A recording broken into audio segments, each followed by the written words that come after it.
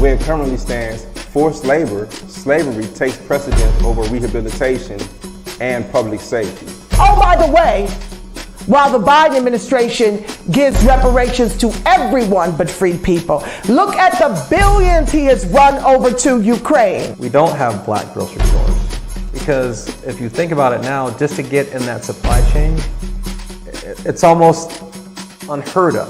They don't want the truth to get out. Okay? I don't want to know what my family did or what all these people did and all this stuff like that. Okay? You read that 500-page report. There's this thing called white superiority and black inferiority. That mindset allows all of the behaviors that we've seen across generations, allows for the construction of these policies and practices and systems and structures that continue to oppress us. This is not a handout. This is a debt that is owed. You know, Allensworth was like the internet of his time in 1904, 1905. The total black population in California is about 2.6 million, and then of that, the descendants compose about 2.2 million of that. So California, with a multi-billion-dollar surplus, can absolutely afford to satisfy the international terms for reparations, beginning with compensation.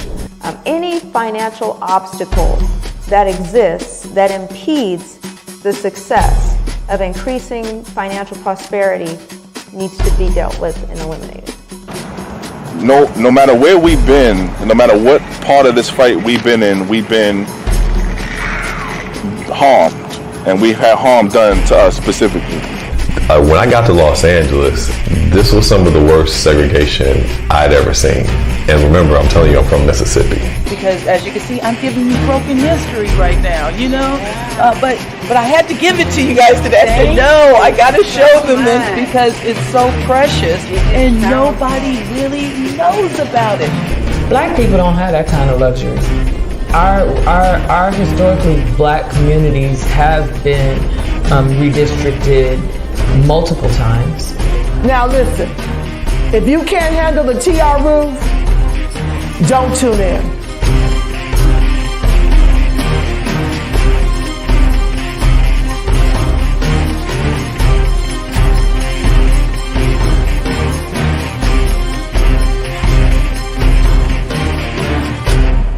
The 10th California Reparations Task Force meeting will be held September 23rd and 24th in person.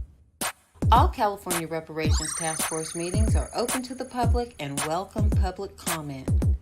Amend the Mass Media Group provides coverage of all California Reparations Task Force meetings. Tune in, tap in, and testify. Reparations Now, fam.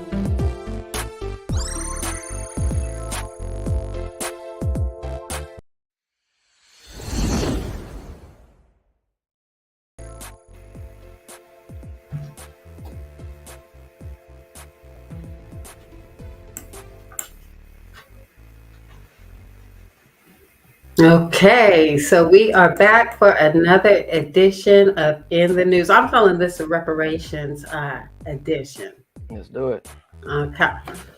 Uganda pays Congo first tranche of 325 million war reparations. And this is an article from September the 12th. Uganda made its first payment of what will be a total of 325 million in reparations ordered by the International Court of Justice for crimes committed during its invasion of Democratic Republic of Congo more than 2 decades ago.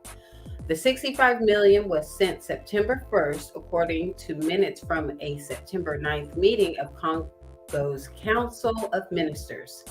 Jim Magunga, a spokesman for Uganda's finance ministry, said he couldn't immediately comment on Congo's assertion that the payment had been made.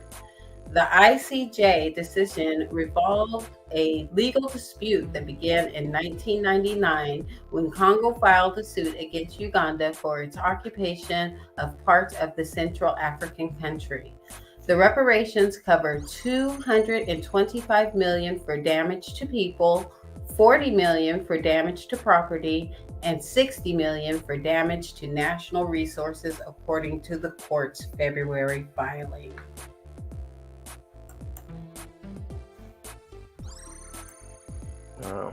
Getting them reparations on, I see, huh?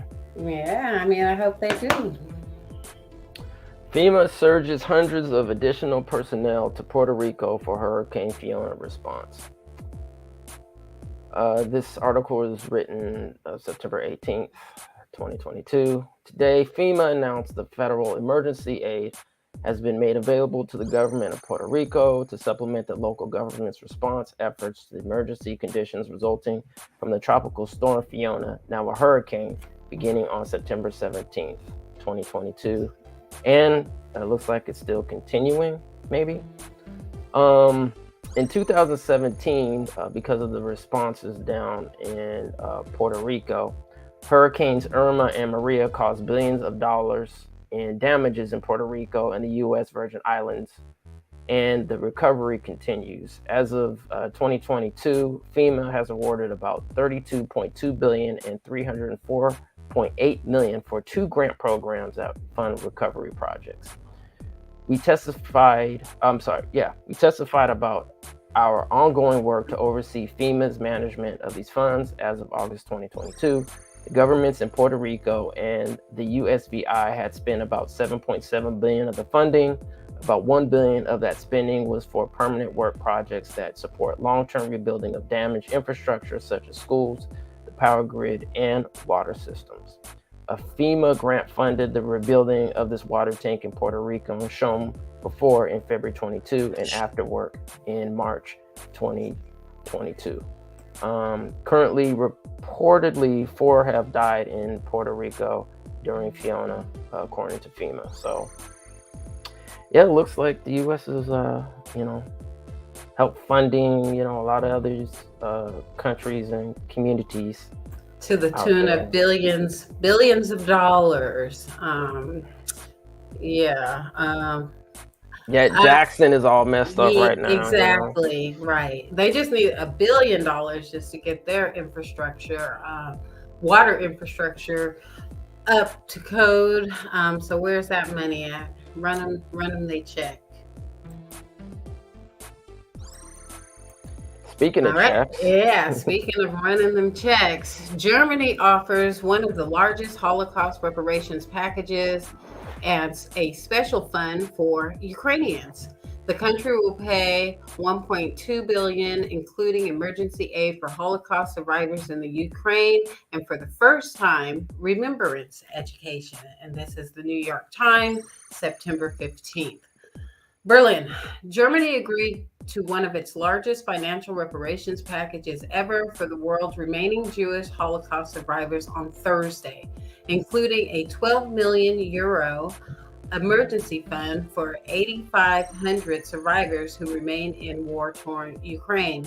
The entire package is worth a total of 1.2 billion and will be dispersed next year, mostly to help cover healthcare costs of an aging and dwindling population of survivors. It will also, for the first time, fund Holocaust remembrance education, according to the Conference on Jewish Material Claims, the negotiating body for reparations. So it looks like everyone's getting broke off their reparations, except us here in America. What's up with that? Well, if you go to the next slide, it will probably show. Is this Black Mermaid our reparations? Yeah, I mean, the anti-Blackness is for real, family. The anti-Blackness is for real. All right, so the racist backlash to The Little Mermaid and Lord of the Rings is exhausting and extremely predictable.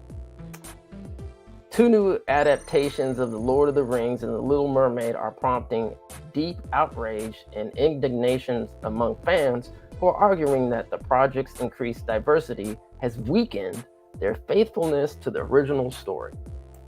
Detractors of Amazon's new Lord of the Rings series, which debuted this month, claim that casting Black and Asian actors undermines the show's faithfulness to Tolkien's world. Meanwhile, some ostensible fans of Disney's animated Little Mermaid are rejecting the new live-action version for swapping out the titular mermaid's famous blue eyes and red hair for the features of Black actress. Is it Haley or Holly Berry? Haley. It's Haley? Bailey? Okay, I think it's Haley. I think it's Haley Bailey. It's Haley Bailey? Okay. Not to be confused with Haley Berry or Holly Berry. Holly Berry, okay. Which I often get confused. But anyway, the story goes on. The ideal for such fans would be something they tend to describe as organic diversity, something that would arise naturally from the canonical descriptions of characters. For instance, one Tolkien scholar complained to CNN that since I'm sorry, this is just hilarious to me. I just want to laugh, but anyway, let me go on. That since Tolkien described elves as fair-faced, anything too tawny would ruin the authenticity. I don't even know how I'm gonna make through this, man. I'm gonna try to. This is not something organic that's coming out of Middle Earth. Tolkien expert Louise Marcus told CNN, this is really an agenda that is being imposed upon it.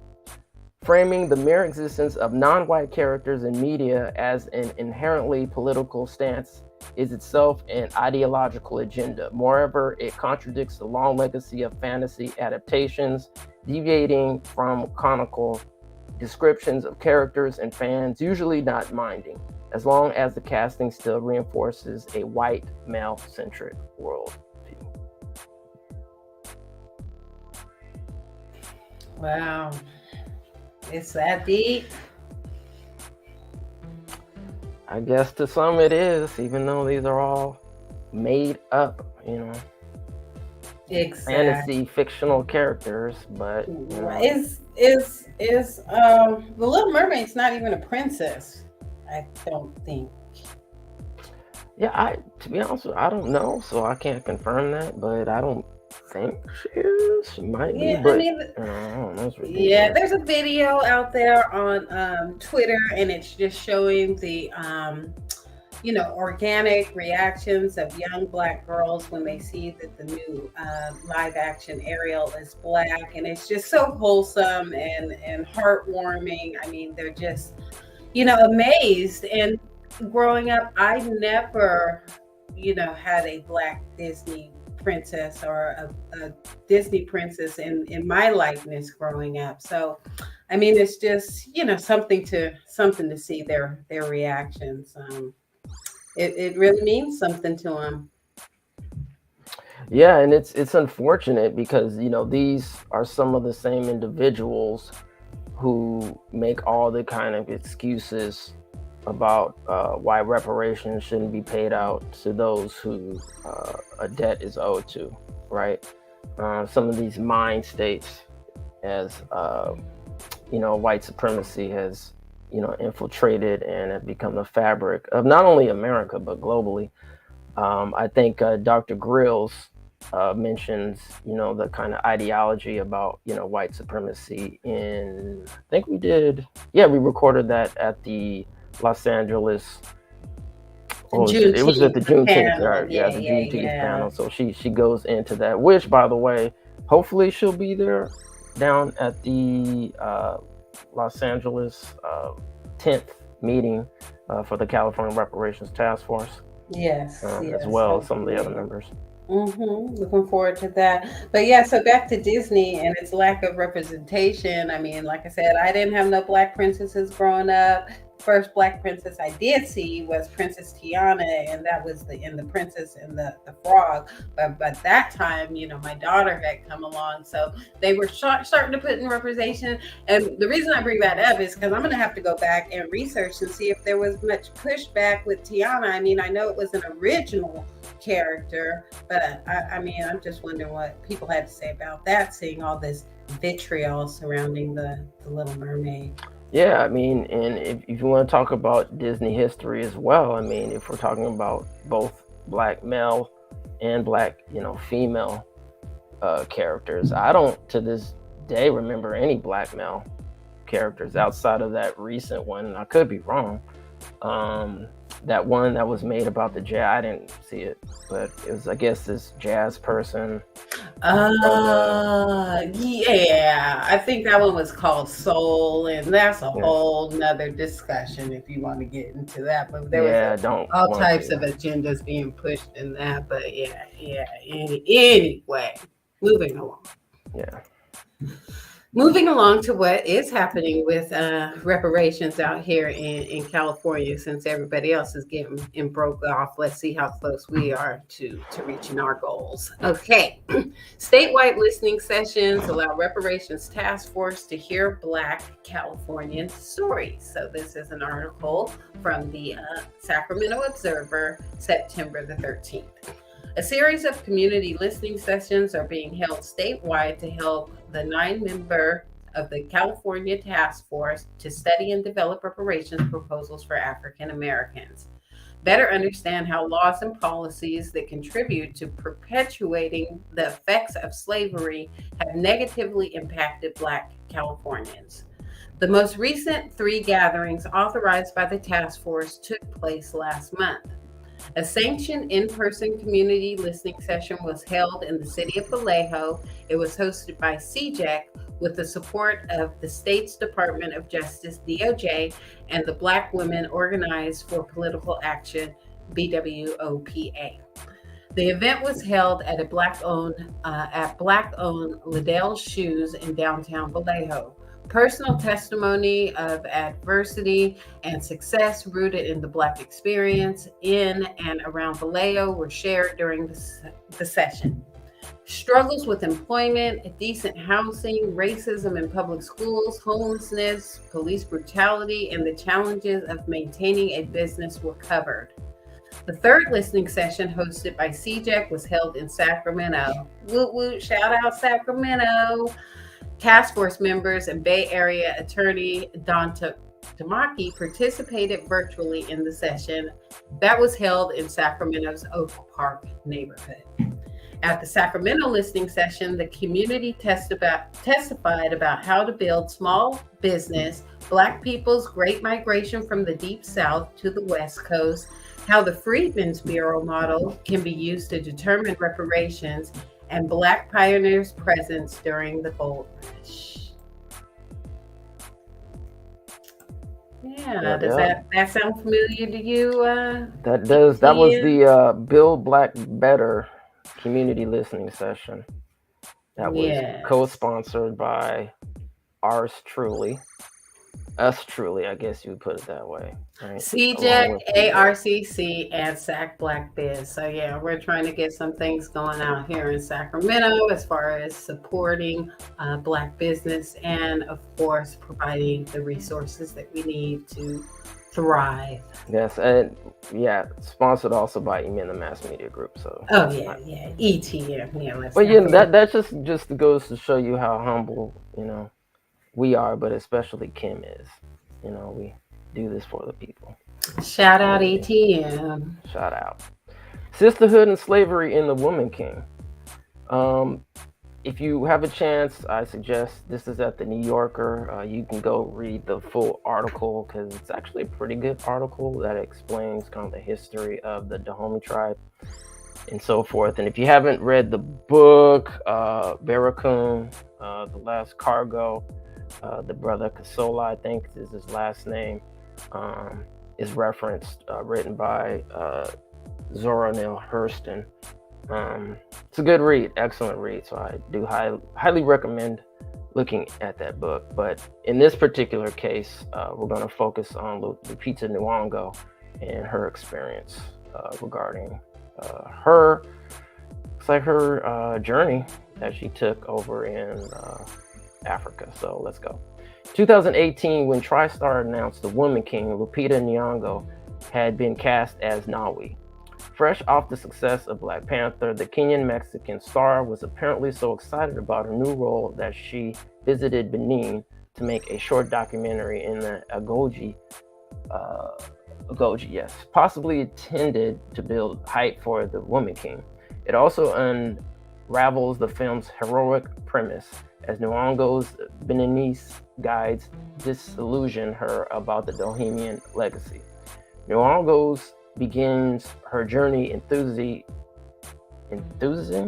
about how dope, quote unquote, it is to be in the land of the Amazons. But after a sobering encounter with Gazel's skull-mounted throne, she accepts that any notion of the Agoji being a beacon of enlightened feminism like the Dora Milaje in Wakanda is long gone. The emotional climax is an interview with the elderly granddaughter of a woman enslaved by the Amazons, who laments that she will never know her family in present-day Nigeria. What the Agoji did was not good at all. The old woman insists, not good at all. As the woman sings a Yoruba melody, Ngoa begins to cry, wondering aloud how she can reconcile celebrating the Agoji with the bereavement of their victims' descendants. Ngoyo never mentions the Woman King, but the documentary was filmed a few months after she was cast and not long before her departure was reported. The last scene finds her meditating on the limits of poetic license at Wada's Gate of No Return, a waterfront memorial to those whom the Dahomians and their predecessors consigned to social death in the Americas. The role of fantasy is to create the heroes we cannot have in the real world, she says. That's why you have things like Black Panther. Still, she goes on, I think it's also really important to be aware of the truth. Nyago has given no public explanation for dropping out of the Woman King, but I suspect that she left precisely because of these reservations. If so, it is much to her credit that she refused to kill her tears. Shout out Lupita. She's always been a class act, but just sticking to her convictions on this. And this story, when it came up, it made me think,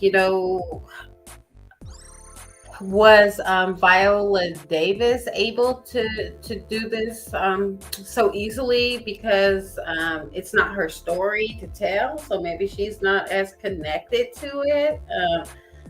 Kind of, like out here with these foreign actors and actresses playing our iconic heroes. Is it so easy for them to do it because they're detached from the actual lineage? Well, I mean, that's a great question. I mean, I can't respond to that because I don't know we can respond to that because we're not Viola Davis and her reasonings for actually, taking this role. Another question is did Viola actually know about this history of, the homie and their participation in the slave trade? So I think, though, what I could respond to is the fact that indirectly, our ancestors, well, actually, let's go face it, directly, some of our ancestors were impacted by this, right? Because some of us actually coming out of West Africa and even the Benin, even with the, the good ancestor, he's known by Cujo, Lewis, I think he goes by his American government name, but I think his original name was, I can't remember his first name, but I think his last name is Kasola, something like that. Was taken from these lands. He told his story, told his truth, right? So, in a way, she is impacted by the story, right?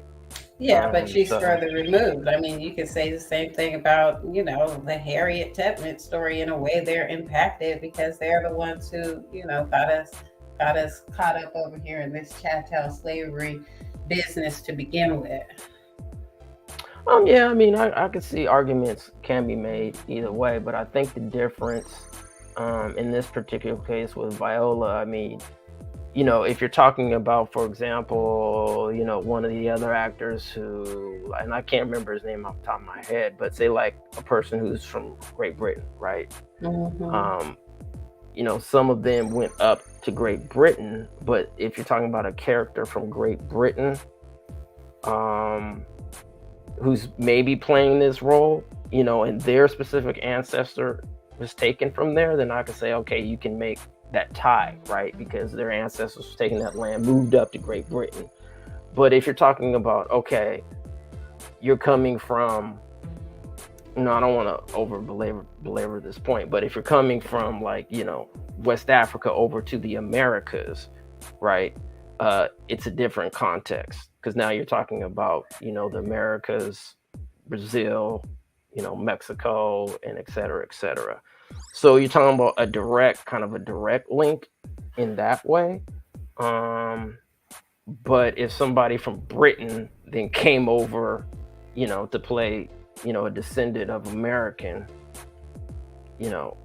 experience here, and that's kind of like a little different perspective. You know what I mean? Just a little bit of a different perspective. Yeah. Well, at any rate, seems that this heinous history, was hitting a little too close to home. Or, we don't know what Lupita's reasons were for dropping out of the movie.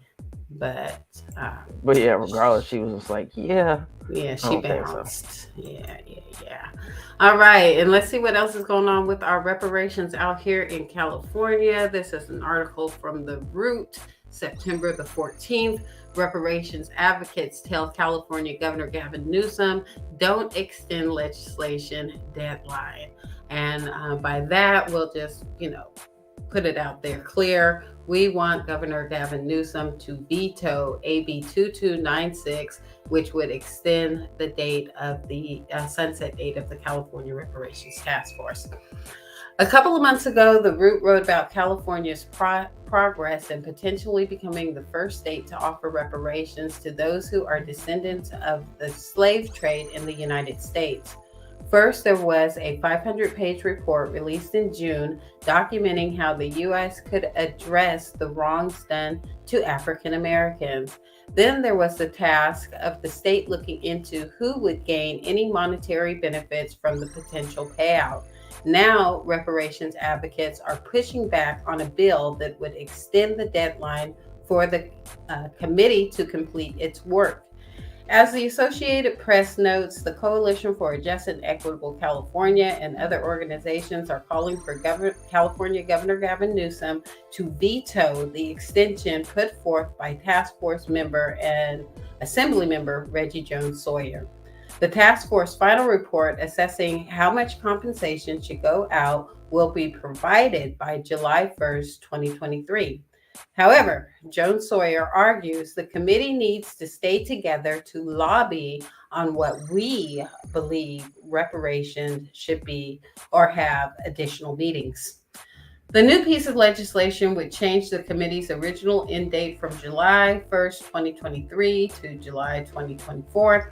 It would also allow any of the 9 committee members to be removed at any time. An argument is that an extension would send a bad message to African Americans already questioning whether they will receive reparations in the first place. Chris Loston, organizer for the Just and Equitable California group, says the committee did not ask for and does not need more time. Hey. Sorry, my little guard dog is guarding me right now. It's all good. This is live and direct. Yeah, it's all good, fam. Yeah, right. So we want this bill vetoed. For obvious reasons. It seems like it's just kicking the can down the road as far as our reparations is concerned. We don't need any more time. The task force is ahead of schedule, and all these other countries, they're cutting the check right away. What's the holdup in California, or in America? Period. Yeah, very true. So let's check out with. What else is going on? Lemon squeezed. I guess that's a pun. I don't know. Lemon squeezed. CNN host is stunned into silence when royal commentator says African kings, not British royals, should pay reparations for slavery because they rounded up their own people and had them waiting in cages on the beaches. CNN host Don Lemon was stunned into silence by royal commentators' remarks. Lemon interviewed Hillary Fordwich last week in a clip that went viral on Tuesday. CNN host asked whether the British royal family should pay slavery reparations, but Fordwich questioned his reasoning and placed the blame on African leaders. She argued that any reparations should be paid by descendants of, quote, African kings, end quote. The Queen's funeral, all the latest royal families, news and coverage. It looks like it's also. Yeah, I meant to tell you you can skip that last bullet point. It's all good. I think there's a video to go with this. Let's see what this exchange let's check it out. Well, this is coming when, you know, there's all of this wealth and you hear about it comes as England is facing rising costs of living, a living crisis, austerity budget cuts, and so on. And then you have those who are asking for reparations for colonialism, and they're wondering, you know, $100 billion, $24 billion here and there, 500 million there. Some people want to be paid back, and members of the public are wondering, why are we suffering when you are, you know, you have all of this vast wealth? Those are legitimate concerns. Well, I think you're right about reparations in terms of if people want it, though, what they need to do is you always need to go back to the beginning of a supply chain. Where was the beginning of the supply chain? That was in Africa, and when across the entire world, when slavery was taking place, which was the first nation in the world that abolished slavery? The first nation in the world to abolish it. It was started by William Wilberforce, was the British. In Great Britain, they abolished slavery. 2,000 naval men died on the high seas trying to stop slavery. Why? Because the African kings were rounding up their own people. They had them on cages waiting in the beaches. No one was running into Africa to get them. And I think you're totally right. If reparations need to be paid, we need to go right back to the beginning of that supply chain and say who was rounding up their own people and having them handcuffed in cages. Absolutely. That's where they should start. And maybe, I don't know, the descendants of those families where they died in the high seas trying to stop the slavery, that those families should receive something too, I think, at the same time. It's an interesting discussion, Hillary. Thank you very much. I appreciate it. We'll continue to discuss in the future. So remember the impact of the supply chain crisis on the economy. Wow. So I see this as a good, learning experience for reparationists out here in this space. When you are confronted with these type of rebuttals, what would you have said, Yamoya? Oh, that's rubbish. What do they say? England, that's rubbish. It's pure projection. Bottom line. That's what I would have told her. I said, Britain was definitely complicit in bought slaves. So it's kind of like the quote unquote supply and demand, right?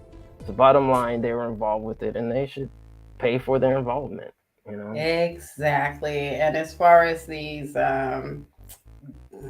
people fighting on the high seas, so you start the problem, perpetuate the issue, and then you expect to be compensated for supposedly trying to fix the issue? Nah. Yeah, and let's keep it real. Look, if you say, okay, we no longer want anybody else, right? Because now we've gotten wealthy, so now we really don't want anybody else to get wealthy. That could be another perspective outside of just the moral or the morality of the situation, right? So, yeah, and as far as the African kings and queens owing reparations, hey, maybe we can start with that diamond in the queen's crown. You can run that over to us, because I believe a lot of those are from African nations too. Possibly. Yeah, let's start there. All right, so back to California reparations. We have a California reparations task force to meet in South LA. So the 10th California reparations hearing is coming up this Friday and Saturday, September the 23rd and the 24th. So this is the first time a hearing will be held on a Saturday. So hopefully that will help with attendance, with people working and things like that. Maybe they can make it out to this in-person reparations hearing that is open to the public. Let's take a look at what the article says from the Los Angeles Sentinel. Local residents can witness the work of the California Reparations Task Force during the two-day meeting planned on Friday, September 23rd and Saturday, September 24th at the California Science Center in Exposition Park. So this is an article that was published on September 15th. And they did have to update it with the latest location information because the location was originally at Paradise Church, I believe was the location. So please note that the location has changed to the California Science Center in Exposition Park if you're planning to attend and are in the LA area. The article goes on to say, according to Camilla Moore, task force chair, attendees can give testimony during the 1-hour public comment session held each day starting at 9 a.m.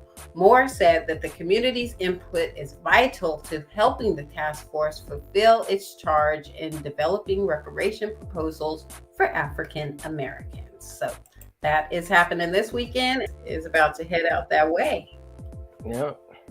As a matter of fact, if you are online and available, and hopefully this will be recorded and taped live so you can see it later on, the 10th meeting right here will hopefully be starting at 9 a.m.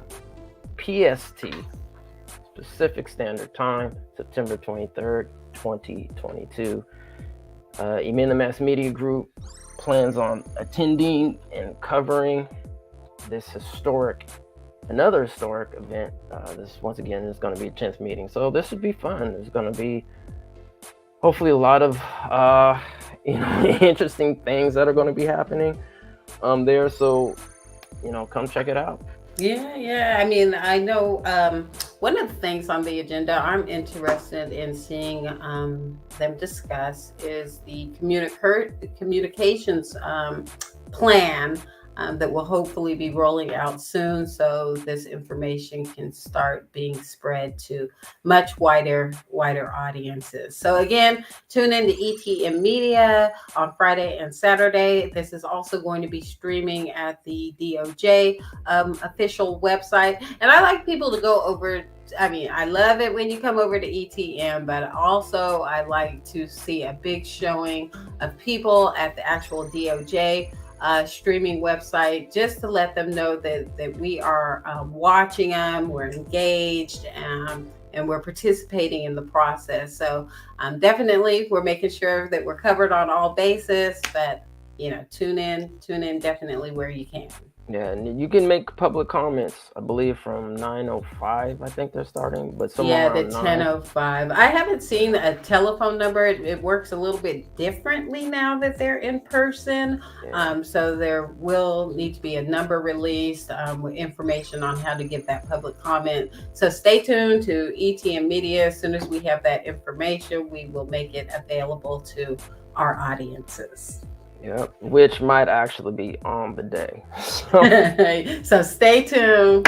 So yeah. So on that note, thanks everyone for tuning in. We appreciate you as usual. Please like, share, and subscribe. And let's keep doing this, family, love, peace, and reparations. All right. Tune into the task force.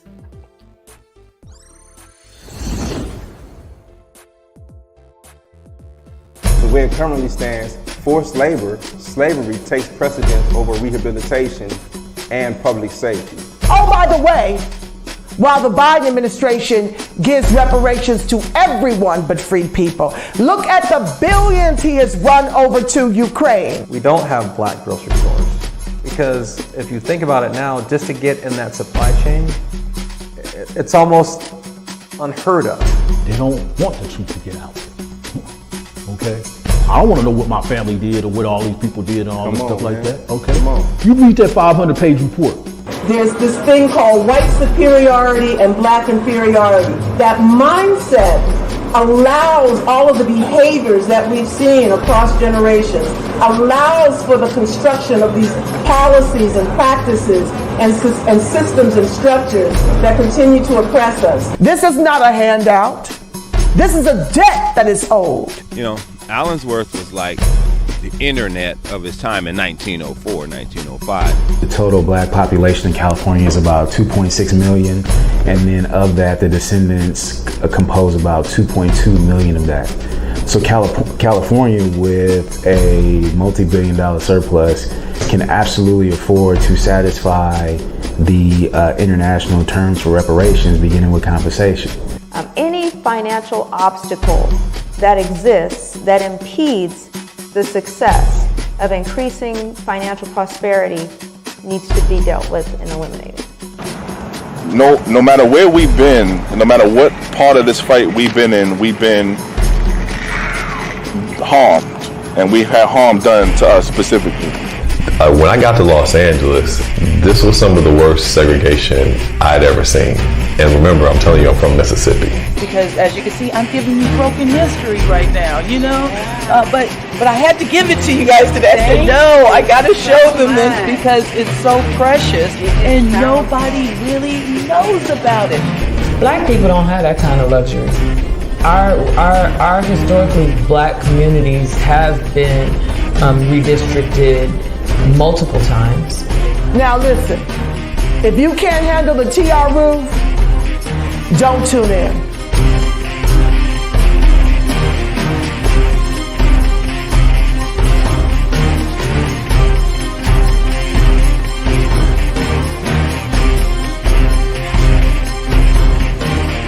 The 10th California Reparations Task Force meeting will be held September 23rd and 24th in person.